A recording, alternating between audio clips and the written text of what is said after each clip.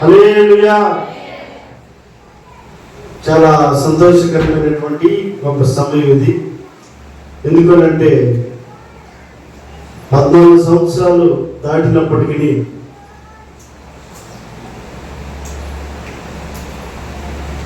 రౌతుము గారు వారి భర్త గారి యోహాన్ గారిని, అలాగే బిడ్డలైనటువంటి వారు వారి తండ్రి గారిని జ్ఞాపకం చేసుకోవడం అనేది చాలా సంతోషకరమైనటువంటి సందర్భం ఇది. ఇన్ని సంవత్సరాల తర్వాత కూడా తిరిగి ఆ పితరులను జ్ఞాపకం చేసుకోవడం దేవుని వాక్యం సెలవిస్తూ ఉంది. నీతిమంతుని జ్ఞాపకం చేసుకున్నట ఆశీర్వాదకరమను. వాటిని జ్ఞాపకం చేసుకోవడమే మనకు ఆశీర్వాదం. ఎందుకు? పరిశుద్ధ గ్రంథం తెలియపరుస్తూ ఉంది, యేసుక్రీస్తు నందుండి మృతులొందిన వారు ధన్యులు.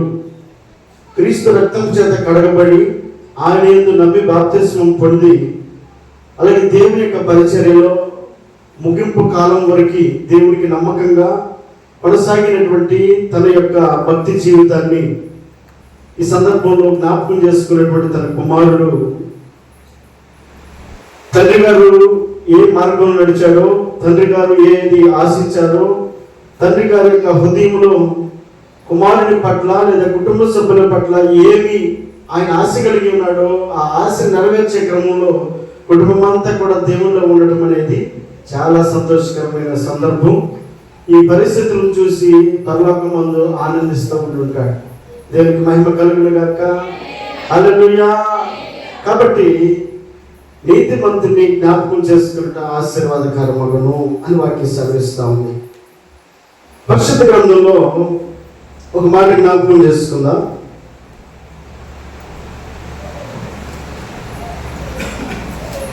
కీర్తన భాగము 116వ కీర్తన. కీర్తనలు 116వ కీర్తన 15వ వచనం. యెహోవా భక్తుల మరణము ఆయన దృష్టికి విలువగలది. చలండి. యెహోవా భక్తుల మరణము ఆయన దృష్టికి విలువగలది. దేవుని యందు భయభక్తులు కలిగి దేవుని వెంబడించి దేవుని యొక్క మార్గంలో కొనసాగుతూ దేవుణ్ణి రక్షకులుగా అంగీకరించి దేవుని రక్తము చేత కడగబడి శుద్ధీకరించబడినటువంటి హృదయంతో దేవుని సన్నిధిలో ఉన్నటువంటి వారి యొక్క మరణమట దేవుని దృష్టిలో విలువైనది. ఈ లోకం దృష్టిలో ఘనత, ఈ లోకం దృష్టిలో విలువ, ఈ లోకం దృష్టిలో మెప్పు అనేవి సహజమైనటువంటి పైకి కనబడేటువంటి ఆర్భాటాలను బట్టి మనం గొప్పగా భావిస్తాం, అబ్బో అని అనుకుంటాం. పరిశుద్ధ గ్రంథంలో ధనవంతుడు అనబడేటువంటి ఒక వ్యక్తి ఉన్నాడు, లాజరు అనబడేటువంటి ఒక వ్యక్తి ఉన్నాడు. ధనవంతుడేమో క్రీస్తుని ఎరిగిలేడు, లాజరేమో క్రీస్తుని ఎరిగి ఉన్నాడు. ధనవంతుడేమో గొప్ప ఆర్భాటంగా జీవించాడు, పేదవాడైనటువంటి లాజరేమో తనకున్న దాంట్లో బ్రతికిన వాడిగా కనబడతా ఉన్నాడు. ధనవంతుడేమో సన్నపునార బట్టలు ధరించిన వాడిగా కనబడుతున్నాడు, పేదవాడైన వాడేమో ఉండి లేనటువంటి బట్టలతో జీవించాడు. ఒకానొక దినాన ఇద్దరికి కూడా మరణం వచ్చింది. ఆ వచ్చినటువంటి మరణంలో ఒక వ్యక్తి ఏమో పాతాళానికి వెళ్ళాడు, మరొక వ్యక్తి ఏమో అబ్రహాం యొక్క కుడి పార్శ్వంలో కూర్చున్నాడు. దేవునికి స్తోత్రం చెల్లుతా. హల్లెలూయా. దేవుడు దేన్ని పరిగణలోకి తీసుకున్నాడు, దేన్ని దేవుడు లెక్కలోకి తీసుకున్నాడు అని మనం ఆలోచన చేసినప్పుడు తన ఉన్నత స్థితిని దేవుడు చూడలేదు, తన గొప్పతనాన్ని దేవుడు చూడలేదు, తన ఆరోగ్యాన్ని దేవుడు చూడలేదు, తన స్థితిగతులను దేవుడు చూడలేదు, తన హృదయ అంతరంగాలను దేవుడు చూశాడు. ఆ అంతరంగం పరిశీలన చేసినప్పుడు అతడు దేవుని యందు భయభక్తులు కలిగిన వాడిగా ఉన్నాడు. ఎవరు? లాజరు అనబడేటువంటి వ్యక్తి. దేవుని యందు భయభక్తులు కలిగినటువంటి ఆ వ్యక్తి ఏమో అబ్రహాం యొక్క కుడి పార్శ్వాన ఉన్నాడు. ఈ భూలోకంలో ఉన్నప్పుడు ధనవంతుడేమో పై స్థానంలో ఉన్నాడు, లాజరేమో తన కాళ్ళ దగ్గర ఉన్నాడు. ఇప్పుడు ఎక్కడున్నాడు? ధనవంతుడేమో లాజరు యొక్క కాళ్ళ దగ్గర ఉన్నాడు, పేదవాడైనటువంటి లాజరేమో అబ్రహాం యొక్క కుడి పార్శ్వాన ఆకాశమందు కూర్చొని ఉన్నాడు. ఇప్పుడు అంటున్నాడు ధనవంతుడు, అయ్యా నీ రొమ్మున కూర్చున్నటువంటి ఆ యొక్క లాజరు తోటి తన చిటికిన వెళ్తున్న ఒక నీటి బొట్టు నా నాలుక మీద ఏం చెప్పని పైకి చూస్తూ మాట్లాడుతున్నాడు. అంటే ఇప్పుడు లాజరు యొక్క స్థానం ఎక్కడుంది? పైన ఉంది, ధనవంతుని యొక్క స్థానం క్రింద ఉంది. కారణం ఏంటంటే ఈ లోకంలో ఉన్నప్పుడు వాటి మీదే మన ఆశ కాదు, వాటినే మనం శాశ్వతం అనుకోవడానికి వీలు లేదు. ఈ లోకంలో ఉన్న ప్రతిదీ కూడా అశాశ్వతమైనదే. పరిశుద్ధ గ్రంథం తెలియపరుస్తున్న మాట ఏమిటంటే మన కంటికి కనబడేవన్నీ కూడా అదృశ్యమైనవి. అవన్నీ కూడా నాశనమైపోయేవి. మనకు కంటికి కనబడనివి ఏవైతే ఉన్నాయో అవి శాశ్వతమైనవి. కంటికి కనబడేవేమో అశాశ్వతమైనవి, కంటికి కనబడేవేమో శాశ్వతమైనవి. పరలోకం మనకు కనబడుతుందా? కానీ అదే శాశ్వతం. దేవుడు మనకు కనబడుతున్నాడా? కానీ ఆయన మనకి శాశ్వతుడై ఉన్నాడు. ఈ లోకంలో మనుషులు మనకు కనబడతారు, కానీ అది ఎంతకాలం? అది అశాశ్వతమైనది, కొంతకాలమే, లిమిట్, ఇంతకాలం వరకే అని మనిషి యొక్క జీవితాన్ని గురించి నీటి పొడగ వంటిది అని చెప్పని భక్తుడు అంటాడు. అలాగే సాగిపోయి నీడ వంటిది అని అంటాడు. అంటే మనిషి కనబడే ప్రతిదీ కూడా అశాశ్వతమైనదే, కానీ శాశ్వతమైనది ఏదైతే అది కంటికి కనబడనిది. ఆ కంటికి కనబడదని కొరకు మనం ప్రయాసపడేటువంటి వ్యక్తులు అయి ఉండాలి. అది దేవుని వాక్యం సెలవిస్తున్న మాట ఏంటంటే మనం దేవుని యందు భయభక్తులు కలిగి ఉంటే దేవుని దృష్టిలో మన మరణము విలువైనది అని అంటాడు. దేవుని స్తోత్రం చెల్లిద్దాం. హల్లెలూయా. మరొక భక్తుడు అంటాడు కదా, ప్రసంగి గ్రంథంలో 7వ అధ్యాయం 1వ వచనంలో, ప్రసంగి గ్రంథము 7వ అధ్యాయం 1వ వచనంలో భక్తుడు సొలొమోను మాట్లాడుతున్న మాట, సుగంధ తైలము కంటే మంచి పేరు మేలు, ఒకని జన్మదినము కంటే మరణ దినమే మేలు అని అంటున్నాడు.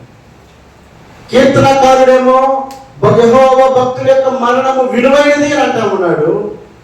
ఇక్కడ భక్తుడైనటువంటి సొలొమోను మాట్లాడుతున్నటువంటి మాట ఏమిటంటే, ఇదిగో ఒకని జన్మదినము కంటే మరణ దినమే మేలు మేలు మేలు. ఎందుకు మేలు?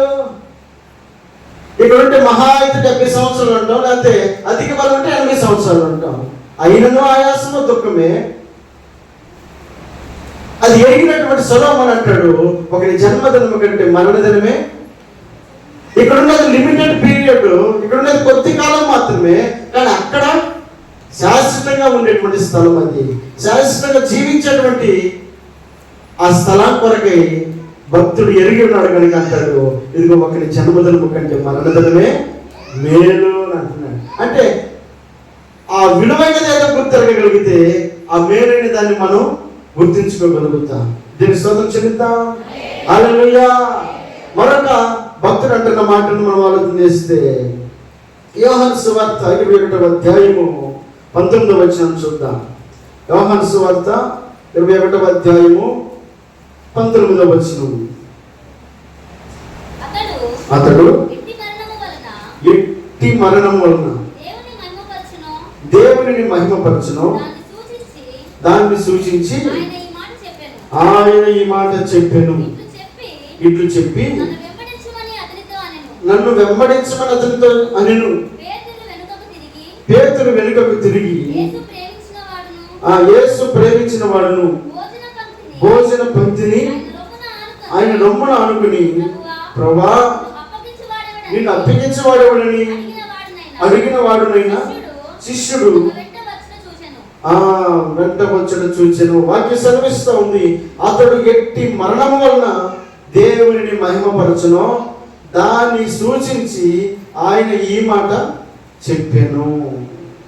అంటే మరణం అనేది దేవుణ్ణి మహిమపరుస్తుందట. మరణం అనేది దేవుణ్ణి ఘనపరుస్తుంది. మరణం అనేది దేవుణ్ణి గొప్ప చేస్తుంది.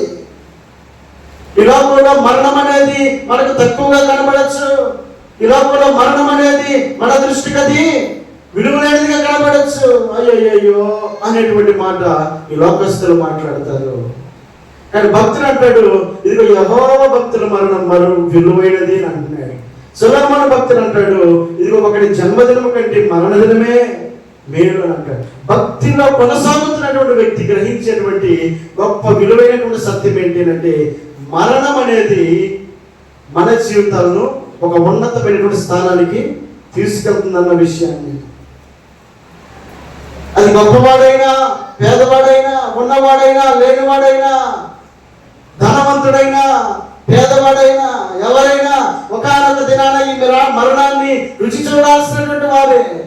మన మధ్యలో తిరిగినటువంటి వారు, మనకు తెలిసినటువంటి వారు, ఎందరో గొప్పవారు, ఎంతో అందమైనటువంటి వారు, ఎంతో విలువైనటువంటి వారు, పేరు ప్రఖ్యాతులు పొందినటువంటి వారు ఎందరో మన కళ్ళ ముందు కనబడినప్పటికీ వారందరూ కూడా ఈ దినాన ఉన్నారా అని అంటే అందరూ కూడా లేరు.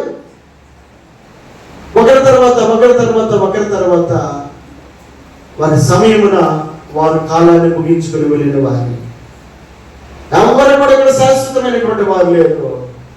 ఇదో మనము దేవుని దృష్టికి విలువైనటువంటి వారిగా జీవించాలి అంటే దేవుని యందు భయభక్తులు కలిగి జీవిస్తే అప్పుడు ఆయన దృష్టికి మన మరణము విలువైనదిగా ఆయన ఎంచుకుంటాడు. దేవుని స్తోత్రం చెల్లిద్దాం.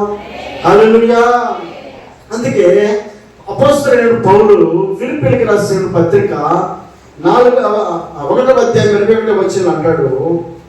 ఫిలిప్పీయులకు రాసిన పత్రిక, నా మట్టుకైతే బ్రతుకుట క్రీస్తే, చావైతే.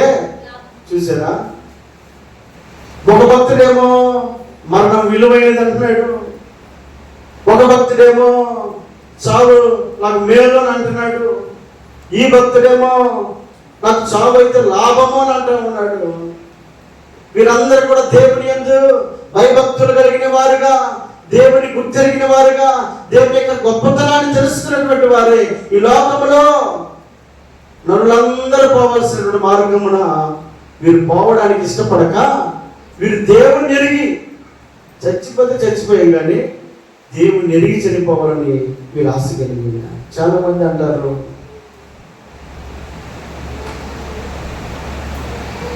దేశానికి ప్రొటెక్షన్ కలుగు చేస్తూ, అలాగే రక్షణ కలుగు చేస్తూ ఉన్నటువంటి సైనికులు ఎవరైనా చనిపోయారనుకో, నా కొడుకు దేశం కోసం చనిపోయాడని చెప్పని ధైర్యంగా చెప్పుకుంటాడు.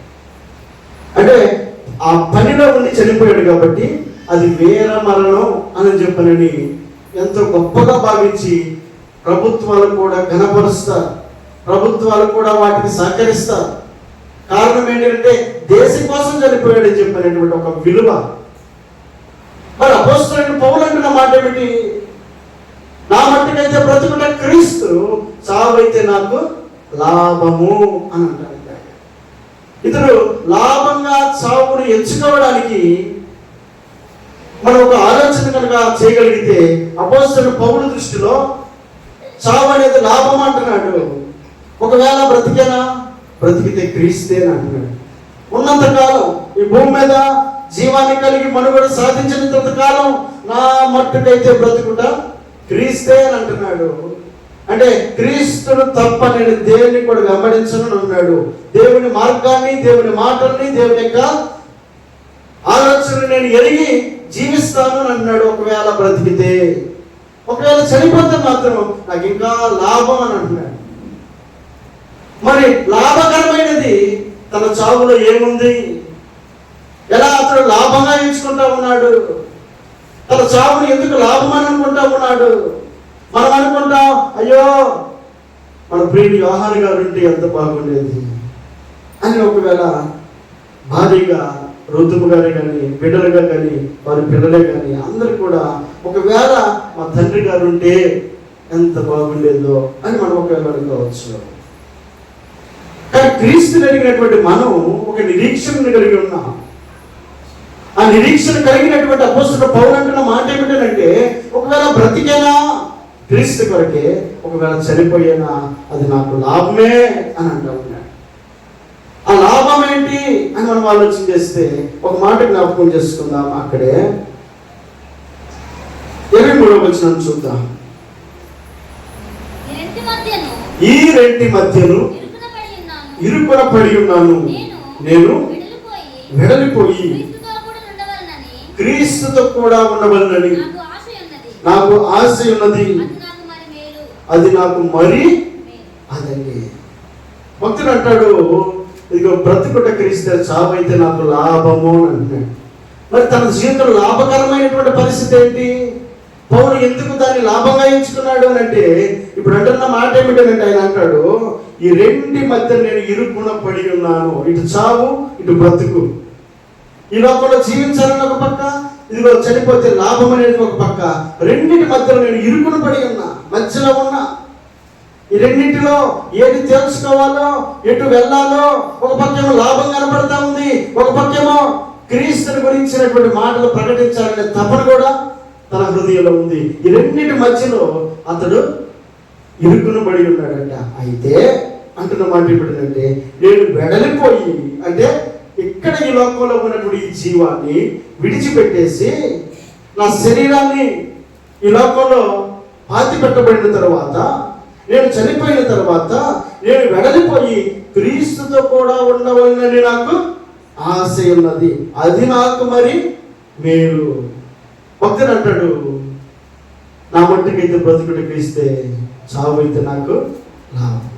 మరి తన జీవితంలో లాభం ఏంటి అంటే అంటాడు కదా, ఇదిగో ఈ లోకంలో ఉన్న రోజులు ఆయన దగ్గరికి నేను వెళ్ళలేను. ఆయనకి నాకు పెద్ద అగాధం ఉంది, దూరం ఉంది. ఒకవేళ నేను చనిపోతేనే అక్కడికి నేను వెళ్ళగలను కనుక నేను వెడలిపోయి ఏమంటాడు, క్రీస్తుతో కూడా ఉండవలని నాకు ఆశ ఉంది. తనకు లాభం ఏంటి అంటే, ఇక్కడ కనుక నేను కనుక ప్రాణాన్ని విడిస్తే వెడలిపోయి నేను అక్కడికి వెళ్ళి ఆయనతో పాటు నేను సహవాసము చేస్తాను. ఒక నిరీక్షణ ఉంది ఆయనకి. తనకు లాభం ఏంటి అంటే, నేను క్రీస్తుతో కూడా సహవాసము చేస్తాను. ఇప్పటి వరకు ఫోన్లో మాట్లాడుకున్నట్టే ఉంది, ఇప్పుడైతే డైరెక్ట్ ఇంటికి పోయినట్టే ఉంది. అది అతను కోరుకుంటున్నాడు. ఒకవేళ నేను చనిపోతే డైరెక్ట్ గా ముఖాముఖిగా ఆయన దగ్గరికి వెళ్ళి ఆయన యొక్క సహవాసం నేను ఉండగలుగుతాను. తెలుసు చెల్లుతా. హల్లెలూయా. ఈ భూలోకంలో ఒక విత్తనాన్ని కనుక మనం తీసుకెళ్లి భూమిలో పాతి పెడితే అదేమవుతుంది, చనిపోయి కుళ్ళిపోయి దాంట్లో నుంచి తన యొక్క పాత జీవితం అంతటి కూడా భూమిలో పాతి పెట్టి ఏం చేస్తుంది, మళ్ళా తిరిగి కొత్త మొక్కగా తయారవుతుంది. నూతన జీవాన్ని అది పొందుకుంటుంది. పాతి పెట్టబడకపోతే మొక్క బయటకు వస్తుందా? ఎరిగి ఉన్నాడు పౌలు అంటున్నాడు, ఇదిగో నేను కనుక ఒకవేళ చనిపోతే, నేను పాతి పెట్టబడితే, ఇదిగో నేను వెడలిపోయి క్రీస్తు కూడా సహవాసం చేయాలని నాకు ఆశ కలిగి ఉన్నాను అని అంటాడు. నేను చనిపోకపోతే అంత సహవాసం డైరెక్ట్గా నేను చేయలేను. కాబట్టి నాకు ఆయనకు చాలా దూరం ఉంది ఇప్పటి వరకు. కాబట్టి ఇప్పుడు ఒకవేళ నేను చనిపోతే ఇప్పుడు ఆయనకి మరీ దగ్గరగా నేను ఉండగలుగుతాను అని అంటున్నాడు. తెలుసు చెల్లుతా. హల్లెలూయా. కాబట్టి అపోస్తలుడు పౌలు ఈ లోకంలో ఉన్నప్పుడు చాలా శ్రమ పడ్డాడు, చాలా కష్టపడ్డాడు. కొరింథీయులకు రాసిన పత్రిక 2వ కొరింథీయులకు రాసిన పత్రికలో ఆయన ఎంతో దేవుని కొరకే పరిచర్య చేసినటువంటి వాడై ఉన్నాడు. ఆ పరిచర్యలో భాగంగా 2వ కొరింథీయులకు రాసిన పత్రిక 5వ అధ్యాయము 9-10 వచనాలు. కావున దేహమందునను దేహమును విడిచినను ఆయనకు ఇష్టమై ఉండవలనని మిగుల అపేక్షించుచున్నాను. చాలండి. ఎవరికి ఇష్టమై ఉండాలి? దేవునికి ఇష్టమై ఉండాలి. దేహమందునను దేహము విడిచినను. దేహమందుంటేనేమో శ్రమలు వస్తూ ఉన్నాయి, కష్టం వస్తూ ఉంది, అనారోగ్యం వస్తూ ఉంది, ఇబ్బందులు వస్తూ ఉన్నాయి, సమస్యలు వస్తూ ఉన్నాయి. ఈ లోపల మనం జీవించినంత కాలం శ్రమలు కూడా ప్రయాణం చేయడం లేదా? కష్టాలు కూడా ప్రయాణం చేయడం లేదా? అనారోగ్యాలు కూడా ప్రయాణం చేయడం లేదా? భక్తుడైనటువంటి అపోస్తలుడు పౌలు అంటాడు, ఈ లోకంలో ఉండగా ఇవన్నీ కూడా నాకు కనబడతా ఉన్నాయి. 11వ అధ్యాయంలో అతని శ్రమలు ఏంటి? 11వ అధ్యాయము 23వ వచనం నుండి, వారు క్రీస్తు పరిచారకుల వెర్రివాని వలె మాట్లాడుచున్నాను, నేను మరి ఎక్కువగా. ఈ లోకంలో ఉండగా అపోస్తలుడు పౌలు దేవుని యొక్క పరిచారకుడై ఉన్నాడు. దేవుని యొక్క పరిచర్య చేస్తూ ఉన్నాడు, దేవుని యొక్క పనిలో ఉన్నాడు. పనిలో ఉన్నంత మాత్రాన అతని కష్టం లేదా, సమస్య లేదా, ఇబ్బంది లేదా అని అంటే, దేవుడి పనిలో ఉన్నప్పటికీ ఆ పనిలో ఉన్నటువంటి కష్టాలను అక్కడ వివరిస్తాడు. మరి విశేషముగా ప్రయాసపడితిని, మరి అనేక పర్యాయములు. వరుసగా చదువున్నా.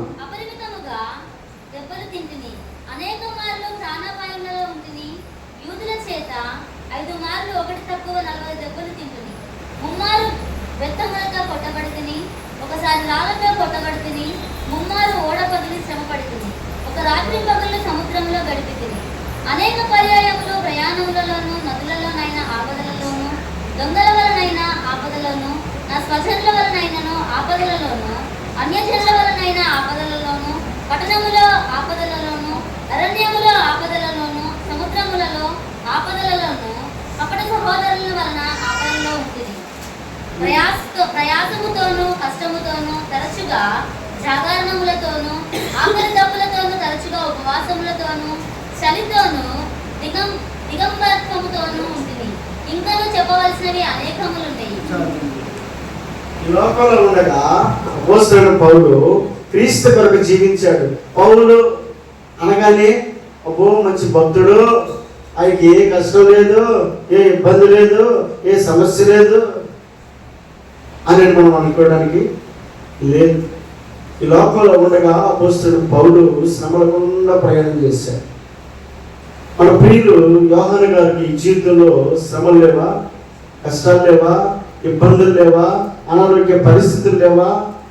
ఈ లోకంలో శరీరంతో మనం ఉన్నాం కనుక ఈ శరీరంతో ఉన్నటువంటి మన జీవితాల్లో అనేక రకాలైనటువంటి అపాయకరమైన పరిస్థితులు వస్తాయి, అనేక రకాల ఇబ్బంది పరిస్థితులు వస్తాయి, అనేక రకాల అనారోగ్య పరిస్థితులు వస్తాయి. ప్రతికూల పరిస్థితుల్లో కూడా అపోస్తలుడైన పౌలు అంటాడు, బ్రతికితే క్రీస్తు, చావైతే లాభము అని అంటాడు. ఎలాంటి పరిస్థితులు కనబడుతున్నాయి? 1 తక్కువ 30, అంటే మొత్తం 39 కొరడా దెబ్బలు 5 సార్లు పట్టించుకున్నాడంట. దేనికోసం? సువార్త కోసం, దేవుని పరిచర్య కోసం. అనేక పర్యాయములు, అనేక ఆపదలు అతడు ఇరుక్కున్నాడు. స్వజనుల ద్వారా ఆపదలు, అన్యుల ద్వారా ఆపదలు, అరణ్యములు ఆపదలు, అనేక పర్యాయాలు దేవుడి కొరకు ప్రయాసపడ్డాడు, మిక్కిలి ప్రయాసపడ్డాడు, ఎంతో కష్టపడ్డాడు, తన మరణము దగ్గరికి వచ్చే వరకు కష్టపడ్డాడు. ఇప్పుడు అంటాడు, ఒకవేళ కనుక నాకు చావు వస్తే అది నాకు లాభమే అంటా ఉన్నాడు. ఆ లాభం ఏంటి అంటే, ఇది నన్ను వెడలిపోయి క్రీస్తుతో కూడా నేను ఉంటాను. ఇప్పటి వరకు ఆయనకి నాకు దూరం ఉంది. ఇప్పుడైతే నేను వెడలిపోతే ఈ లోకంలో నుండి నేను వేరే పరలోకమునకు దగ్గరగా ఆయన కుడి పరసని నేను కూర్చోగలుగుతాను. ఇది అతని యొక్క ధైర్యమై ఉంది. దేవుని వాక్యం సెలవిస్తూ ఉంది, ఒకటి జన్మదినము కంటే మరణ దినమే మేలు. ఎందుకు మేలు? ఇదిగో వెడలపై క్రీస్తుతో కూడా మనం ఉండగలుగుతాం. దేవుని స్తోత్రం చెల్లిద్దాం. హల్లెలూయా. ఈ లోకంలో ఉన్నన్ని రోజులు శ్రమల గుండా ప్రయాణము, కష్టముల గుండా ప్రయాణము, ఇబ్బందుల గుండా ప్రయాణము, అనారోగ్యం గుండా ప్రయాణము, ఇవన్నీ మన జీవితాల్లో ఎదురవుతూ ఉన్నప్పుడు ఇంకెందుకురా ఈ బతుకు అనుకుని మన భక్తిని పక్కన పెట్టేసి మనం గనక చావును కోరుకుంటే దానివల్ల ప్రయోజనం ఏది కూడా లేదు. ఇది యెహోవా భక్తుల యొక్క మరణము విలువైనది అని కీర్తనకారుడు అంటూ ఉన్నాడు. ఎప్పుడు విలువగా ఉంటుంది? ఆయన యందు భయభక్తులు కలిగి ఉంటే, మరణం వరకు కూడా నమ్మకంగా ఉంటే.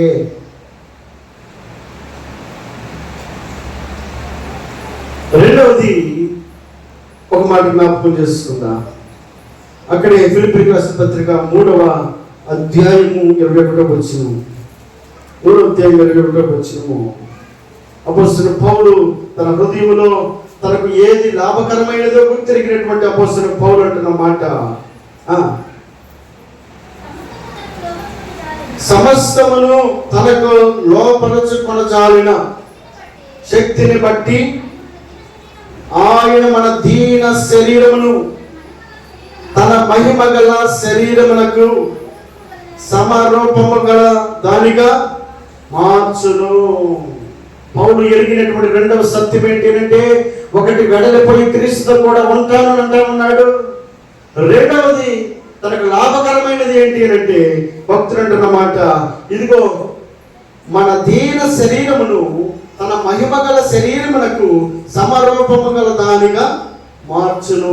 రెండవది తను ఎరిగినటువంటి లాభం ఏంటి అంటే, ఈ దీన శరీరం ఏదైతే ఉందో ఈ దీన శరీరాన్ని ఆయన మహిమగల శరీరముగా మారుస్తాడు. మనం చనిపోతే మనం మహిమ దేహాలుగా మార్చబడతాం. మహిమ దేహాలుగా మార్చబడినటువంటి మనం క్రీస్తు కూడా ఉండగలుగుతాం. కాబట్టి ఎరిగినటువంటి పౌలు అంటాడు, రెండవ లాభము నా జీవితంలో ఇదిగో నేను ఏమంటాడు, ప్రభువైన యేసు క్రీస్తు అను రక్షకుని నిమిత్తము కనిపెట్టుకొని ఉన్నాను. కాబట్టి సమస్తమును తనకు లోపరచుకుని జాలిన శక్తిని బట్టి ఆయన మన దీన శరీరమును తన మహిమ గల శరీరముగా మార్చును. ఇది దీన శరీరం. ఈ లోకంలో ఉన్నటువంటి మన శరీరం దీన శరీరం. కాబట్టి ఈ దీన శరీరానికి సమస్యలు వస్తాయి. ఈ దీన శరీరానికి ఆటుపోట్లు ఎదురవుతాయి. ఈ దీన శరీరానికి అనారోగ్యం కూడా వస్తుంది. కాబట్టి ఈ దీన శరీరం కాస్త ఒకవేళ నేను చనిపోతే మహిమ శరీరంగా మార్చబడతాను.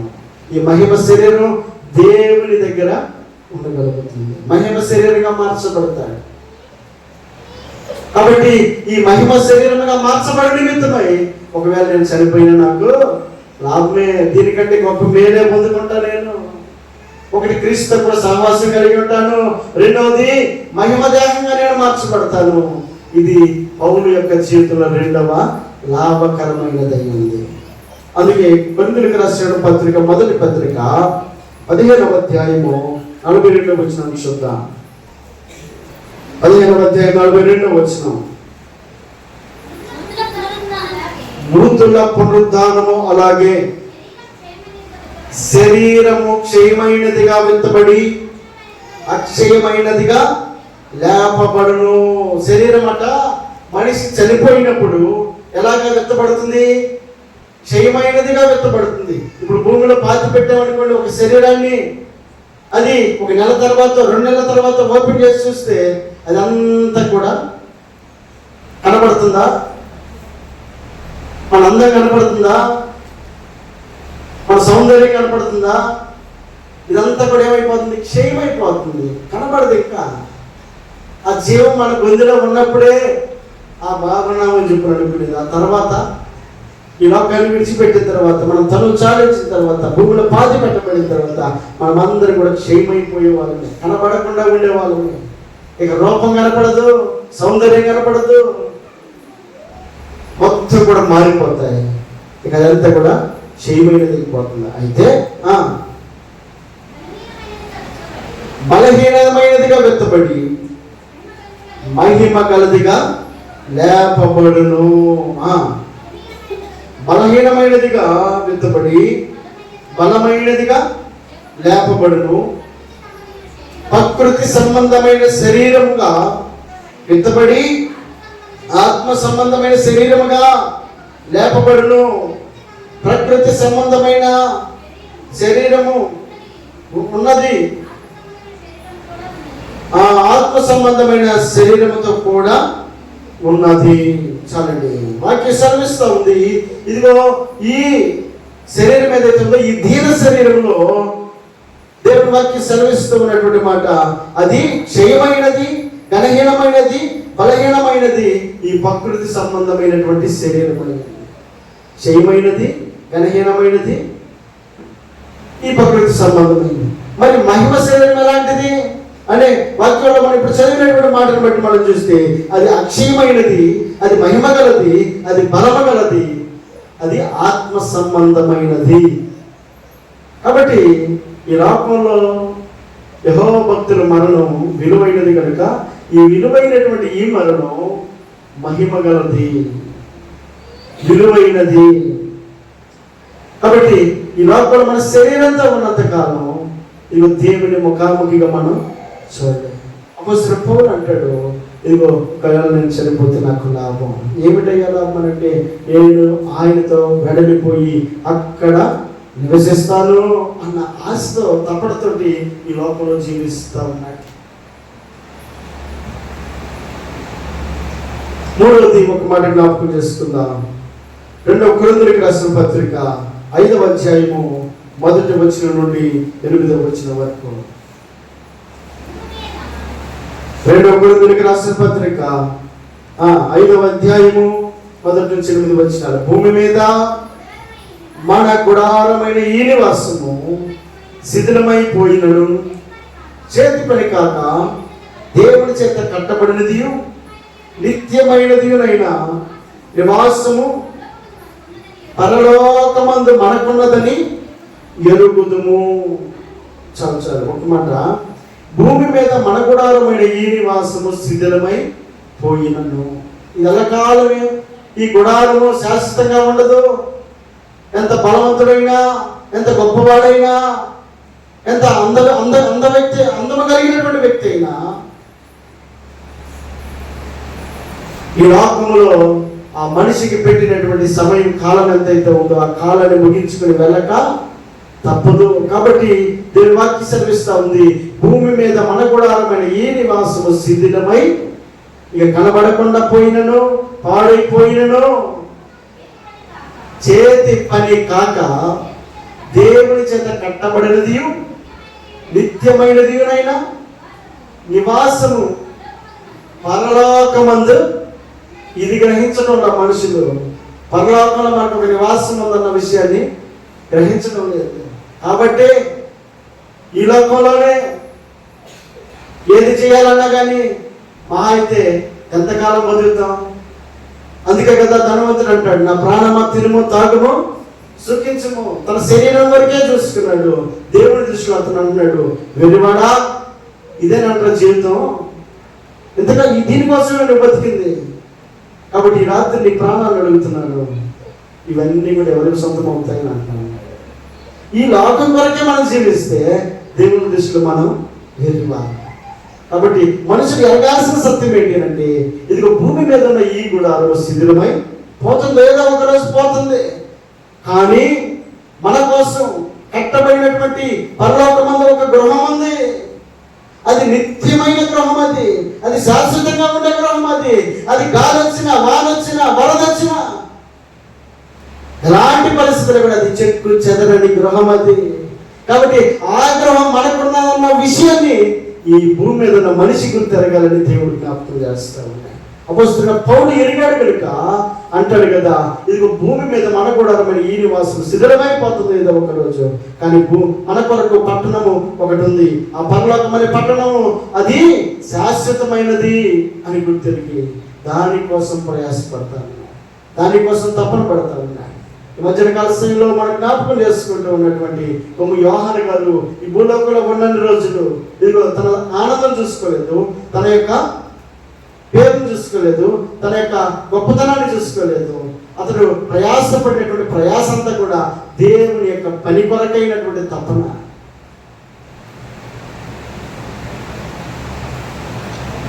కనుక తండ్రి యొక్క ఉద్దేశాలను బిడ్డలకు తిరిగి ఈ దినమందు వారందరూ కూడా రక్షింపబడి దేవుని సన్నిధిలో ఉంటూనే తన కుమారుడైనటువంటి జగన్ కూడా దేవుని యొక్క పరిచర్య చేయడానికి తల్లి యొక్క కుటుంబ సభ్యుల యొక్క ప్రార్థన ఆ బిడ్డకు దీవెనకాలుగా మార్చబడింది. తెలుసు చెల్లిద్దా. హల్లెలూయా. కాబట్టి ఈ లోకం మనకి శాశ్వతమైనదైతే కానీ మన వరకు పరలోకమందు ఒక పట్టణం ఉంది, అది శాశ్వతమైనది. కనుక అబ్రహాం అంటాడు, హెబ్రీయులకు రాసినటువంటి పత్రికలో 10వ అధ్యాయంలో ఒక మాట అంటాడు. హెబ్రీయులకు రాసినటువంటి పత్రిక 11వ అధ్యాయంలో 9-10 వచనాలు, విశ్వాసమును బట్టి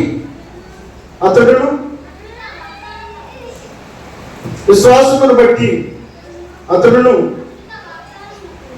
అతనితో ఆ వాగ్దానములకు సమాన వారసులైన ఇస్సాకు, యాకోబు అనువారును గుడారములో నివసించుచు అన్యుల దేశంలో ఉన్నట్టుగా వాగ్దాత దేశంలో ఏం చేస్తున్నారు? ఈ లోకంలో ఉన్న రోజులు ఏమనుకుంటున్నారో తెలుసు వాళ్ళు, ఇది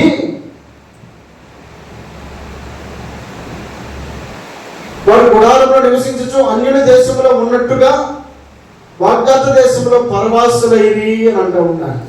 వారు ఉంటున్నటువంటి స్థలము అది శాశ్వతమైనటువంటి విషయాన్ని వారు ఏమాత్రం కూడా తన మనసులోకి తెచ్చుకోలే. ఇది నాది, నేను ఇక్కడే ఉంటాను, అని భూ సంబంధమైనటువంటి వ్యక్తుల యొక్క వాదన. అయితే దేవుడు ఎరిగినటువంటి బిడ్డల యొక్క ఆలోచన లేకుంటుందనంటే ఇది శాశ్వతమైనది అయితే కాదు అని అబ్రహాము గుర్తిరిగి ఏం చేస్తున్నాడు? 10వ వచనంలో ఎలయనగా దేవుడు దేనికి శిల్పియు నిర్మాణకుడై ఉన్నాడు, పునాదులు గల ఆ పట్టణము కొరకు అబ్రహాము. అదండి అబ్రహాము యొక్క ఎదురు చూపు ఏంటంటే, ఈ లోకంలో కావాల్సిన సంపద ఉంది, కావాల్సినంత ధనం ఉంది, కావాల్సినన్ని సిరి సంపదలన్నీ కూడా తన కళ్ళ ముందు ఉన్నాయి. ఏది కావాలంటే అంత గొప్పగా దేవుడు అబ్రహామును ఆశీర్వదించాడు. ఎలా ఆశీర్వదించాడు? ఇదిగో లోతు అబ్రహాము ఒక చోట నివసించలేనంతగా ఆశీర్వదించాడు. అంత గొప్ప ఆశీర్వాదం తన కళ్ళ ముందు కనబడతా ఉన్నప్పుడు ఈ భూమి మీద మనగుడారము అంత శాశ్వతమైనదైతే కాదని గుర్తిరిగి దేవుడు దేనికి శిల్పి అయి ఉన్నాడు, నిర్మాణకుడు అయి ఉన్నాడు, ఆ పునాదులు గల పట్టణం కొరకై అబ్రహాము ఎదురు చూచుచుండెను. ఈ మధ్యకాల శ్రమ దేవుడు జ్ఞాపకం చేస్తున్నాడు. మరణం అనేది ఈ లోకం నుండి ఎడబట్టే కానీ దేవుడి నుంచి ఎడబట్టయితే కాదు. మరి ఈ లోకం నుండి వెళ్ళిపోయినటువంటి మనం ఎక్కడ ఉంటాం? అపోస్తలుడు పౌలు చెప్తున్నటువంటి మాట ప్రకారంగా నేను వెడలిపోయి క్రీస్తుతో కూడా నాకు శరీరం శిథిలమైపోయినను ఆయన పట్టణం శాశ్వతమైనది, ఆ పట్టణం వరకు నేను ప్రయాసపడతా ఉన్నానని అపోస్తలుడు పౌలు అంటున్నాడు. అబ్రహామును అడిగితే అబ్రహాం అంటాడు, ఇదిగో దేవుడు దేనికి శిల్పి నిర్మాణకుడై ఉన్నాడో ఆ పునాదుల పట్టణం కొరకు నేను ఎదురు చూస్తాను.